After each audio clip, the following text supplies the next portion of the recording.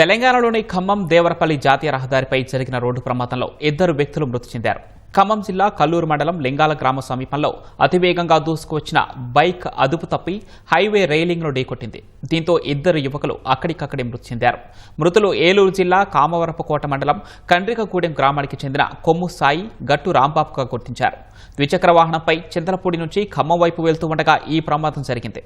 మృతదేహాలను పోస్టుమార్టం నిమిత్తం పెనుబల్లి ఏరియా వైద్యశాలకు తరలించారు.